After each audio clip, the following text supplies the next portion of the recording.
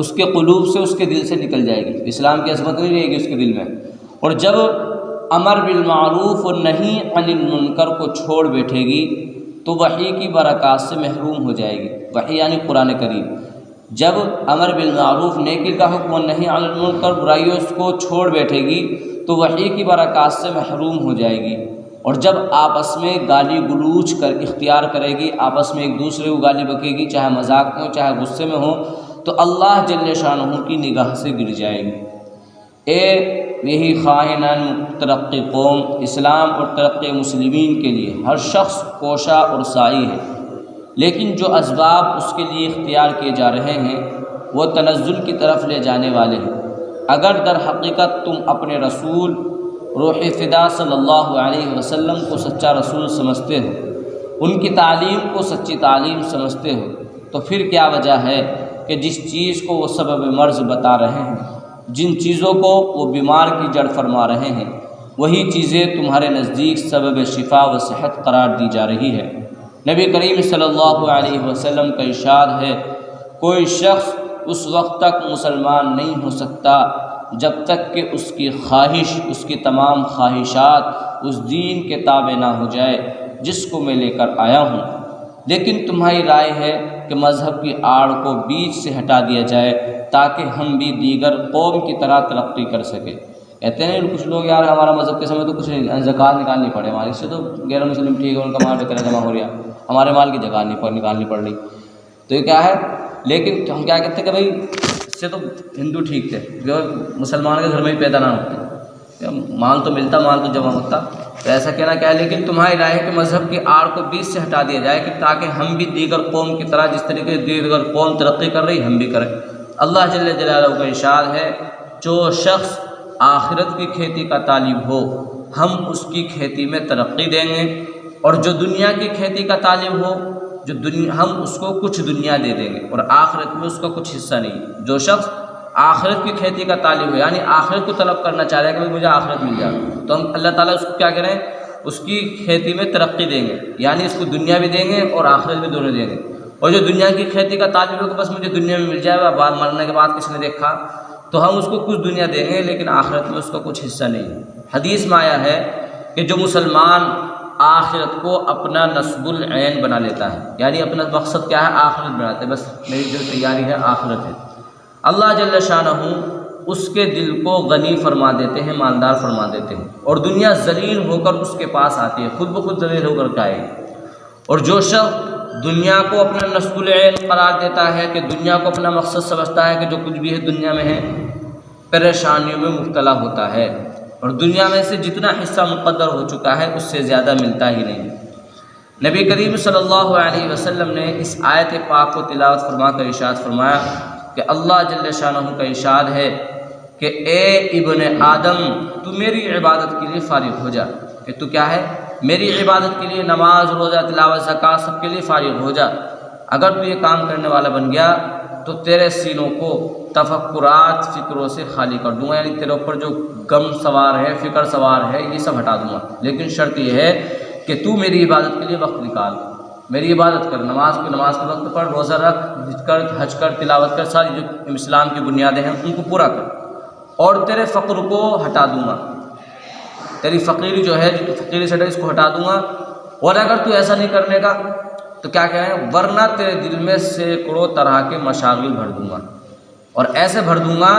کہ تجھے عبادت کرنے کا وقت بھی نہیں ملے گا۔ پھر تو نہیں کہے گا مجھے وقت نہیں ہے کہ میں بھینس کو چارہ ڈال لیا، میں کٹی کر لیا، میں جنگل جا رہا، میں دکان میں بیٹھا، فلا کام، اس میں مجبور کرتا ہے اللہ تعالیٰ۔ یہ نیوز میں سوچو کہ ہمیں وقت نہیں مل گیا، یہ سوچو اللہ نے ہمیں مشغول کر رکھا، وقت نہیں مل گیا۔ جو ہمیں آج عبادت کے لیے کہتے ہیں نا، بہانے مارتے ہیں بھائی میرے پاس وقت نہیں ہے کہ میں جنگل کو جا رہا ہوں، مجھے فلاں کام ہے، مجھے وہ کام ہے، تو یہ کیا ہے؟ اللہ نے مشغول کر دیا اسے، اللہ نے اس نے مشغول کر دیا، اس کو عبادت کا موقع نہیں مل گیا۔ یہ دیکھو کیا کہہ رہے ہیں؟ اے ابن آدم تو میری عبادت کے لیے فارغ ہو جا، میں تیرے سینے کو فکروں سے خالی کر دوں گا اگر تو عبادت کرے گا، اور تیرے فقر کو ہٹا دوں گا، ورنہ تیرے دل میں سینکڑوں طرح کے مشاغل بولتے ہیں مشغلے، جو مشغلے جس میں ہم کسی میں مشغول ہو گئے، مشاغل بھر دوں گا، اور تیرا فقر بند نہیں کروں گا، تیری فقیری بند نہیں کروں گا۔ یہ اللہ تعالیٰ اور اس کے رسول کا ارشاد ہے، اور تمہاری رائے ہے کہ مسلمان ترقی میں اس لیے پیچھے ہٹے ہیں ہٹے ہوئے ہیں کہ جو راستہ ترقی کے لیے اختیار کیا جاتا ہے یہ ملانے اس میں رکاوٹیں پیدا کر دیتے ہیں۔ آپ ہی ذرا انصاف کی نظر سے ملاحظہ فرمائیں کہ اگر یہ ملانے ایسے ہی لالچی ہیں تو آپ حضرات کی ترقیات ان کے لیے تو مسرت کا سبب ہوگی، خوشی کا سبب ہوگی، کیونکہ جب ان کی روزی آپ کے زعم میں آپ کے ذریعے سے ہے تو جس قدر وسعت اور فتوحات آپ پر ہوگی وہ ان کے لیے بھی سبب وسعت اور فتوحات ہوگی، مگر یہ خود غرض پھر بھی آپ کی مخالفت کرتے ہیں تو کوئی مجبوری تو ان کو درپیش ہے جس کی وجہ سے یہ اپنے نفعوں کو بھی کھو رہے ہیں اور آپ جیسے محسن و مربیوں سے بگاڑ کر گویا اپنی دنیا خراب کر رہے ہیں۔ میرے دوستو ذرا غور تو کرو، اگر یہ ملا نے کوئی ایسی بات کہے جو قرآن پاک میں بھی صاف طور سے موجود ہو تو پھر تو ان کی ضد سے اس سے منہ پھیرنا نہ صرف عقل ہی سے دور ہے بلکہ شان اسلام سے بھی دور ہے کہ اگر یہ بات ایسی کہہ رہے ہیں جو قرآن پاک میں حدیث میں موجود ہے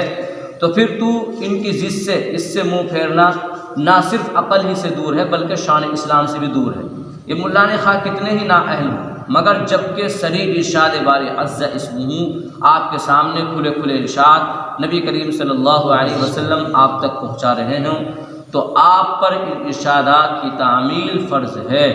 اور حکم عدول کی صورت میں، حکم نہ ماننے کی صورت میں جواب دہی لازمی ہوگی اللہ کے ہاں۔ کوئی بیوقوف سے بیوقوف بھی یہ نہیں کہہ سکتا کہ سرکاری قانون کی اس لیے پرواہ نہیں کی کہ اعلان کرنے والا بھنگی تھا۔ اگر بھنگی بھی لا رہا نا اس کو بھی کرے گا، قبول کرے گا، اس کو تو نہ کہتا انے کہ بھنگی ہوگا اس کی مان گا۔